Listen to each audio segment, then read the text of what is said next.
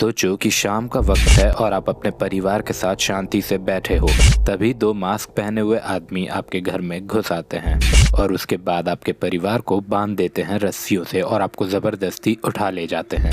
मैं तुमको बता दूं कि ये कोई मूवी का सीन नहीं है, बल्कि एक सच्ची और डरावनी कहानी है जो 1984 में जापान को हिला के रख देती है।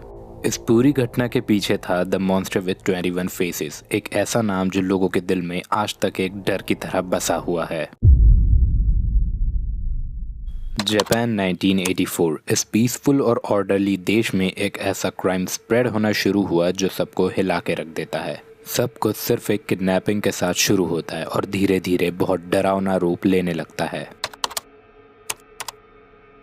मार्च 18, 1984 की रात लगभग 9 बजे एज़ाकी ग्लिको कंपनी के प्रेसिडेंट कातुशिहा एज़ाकी के घर में दो मास्क पहने हुए आदमी घुस आते हैं। वो अपने साथ कुछ पिस्टल्स और राइफल्स लेके आते हैं, पर बाद में ये समझा गया कि वो सिर्फ टॉय गन्स थे। ये लोग एज़ाकी के पड़ोस के घर की चाबी चुरा के उनके घर के अंदर घुस जाते हैं। एज़ाकी के घर में घुसने के बाद वो उसकी पत्नी मिकीको और 7 साल की बेटी मेरिको को बांध देते हैं। मिकीको उन लोग को पैसे ऑफर करती है, पर वो लोग बस इतना कहते हैं कि चुप रहो, पैसे की ज़रूरत नहीं है। उसके बाद वो लोग एज़ाकी को ढूंढ लेते हैं जो अपने 2 बच्चों के साथ नहा रहे थे, और उसी वक्त उनको ज़बरदस्ती उनके घर से विदाउट एनी क्लॉथ्स उठा के एक वेयर हाउस में ले जाते हैं। 3 दिन हो चुके थे और 3 दिन के बाद एज़ाकी को उन रोप से खुद को आज़ाद करने का मौका मिलता है। वो किसी तरह भाग जाते हैं, पर वो उन किडनैपर्स के बारे में कुछ भी नहीं बता पाते। पुलिस के पास उनके मोटिव्स के बारे में कोई भी क्लू नहीं होता है। कुछ हफ्ते बाद ग्लिको कंपनी के हेडक्वार्टर्स पर कुछ व्हीकल्स में आग लगा दी जाती है और कुछ दिन बाद एक कंटेनर हाइड्रोक्लोरिक एसिड का भी उनके बिल्डिंग में पाया जाता है। On the 8th of April, The Monster with 21 Faces नाम से पुलिस को एक लेटर मिलता है। लेटर में कुछ हिंट्स दिए गए होते हैं, पर वो भी ज़्यादा हेल्पफुल साबित नहीं होते। पर ये मॉन्स्टर सिर्फ पुलिस को नहीं बल्कि मीडिया को भी चिट्ठी लिखता है। उस लेटर में वो ओसाका के डायलेक्ट में लिखता है, डियर डम पुलिस ऑफिसर, सब क्राइम्स एक झूठ से शुरू होते हैं, जैसे हम जापान में कहते हैं। ग्लिको को माफ़ करने के बाद ये मॉन्स्टर ने अपना निशाना मोरिनागा नाम की दूसरी कन्फेक्शनरी कंपनी पे बना लिया। अक्टूबर 1984 में मॉम्स ऑफ द नेशन को एड्रेस की गई एक चिट्ठी ओसाका न्यूज़ एजेंसी को भेजी जाती है, जिसमें वो धमकी देते हैं कि 20 पैकेजेस ऑफ मोरिनागा कैंडी में सोडियम साइनाइड मिला दिया गया है। उसके बाद पुलिस जब सर्च करती है तो उन्हें कुछ लीथल कैंडी पैकेजेस मिलते हैं जिसमें डेंजर कंटेन्स टॉक्सिन का लेबल लगा होता है। ये लेबल लगा के वो मॉन्स्टर ने डर और टेरर को और भी ज़्यादा बढ़ा दिया था।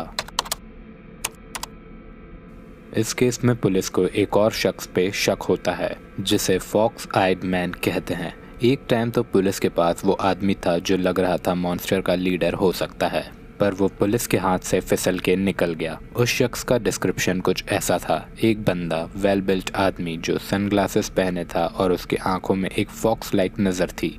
कई और अटेम्प्ट्स में भी फॉक्स आइड मैन और उसका गैंग पुलिस के हाथ से निकलते रहे।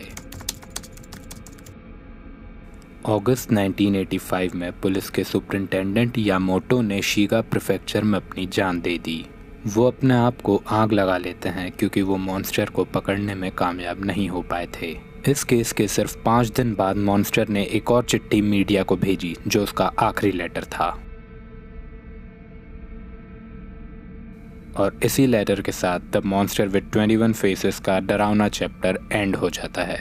पर स्टिल पुलिस के लिए ये एक अनरिजॉल्व मिस्ट्री बन के रह गया। लगभग 10 लाख पुलिस ऑफिसर्स ने इस केस पर काम किया। 28,000 टिप्स इन्वेस्टिगेट किए गए और 1,25,000 से ज़्यादा लोगों से पूछताछ की गई, पर किसी को भी चार्ज नहीं किया गया। कुछ लोग कहते हैं कि वो शख्स जो ग्लिको चॉकलेट को शेल्फ्स पर रखते हुए सीसीटीवी कैमरे में कैप्चर हुआ था वो मॉन्स्टर हो सकता है, और कुछ लोगों का मानना था कि फॉक्स आइड मैन शायद इस सब के पीछे हो सकता है।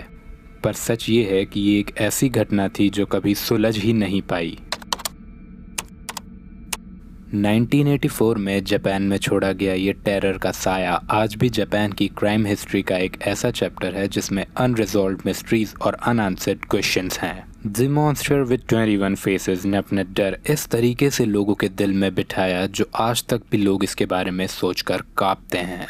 आखिर ये मॉन्स्टर था कौन? क्या ये कभी समझ आएगा? शायद नहीं, बट ये कहानी हमें हमेशा ये याद दिलाती है कि कभी कभी सच्चाई फिक्शन से भी ज़्यादा हॉरिफाइंग हो सकती है।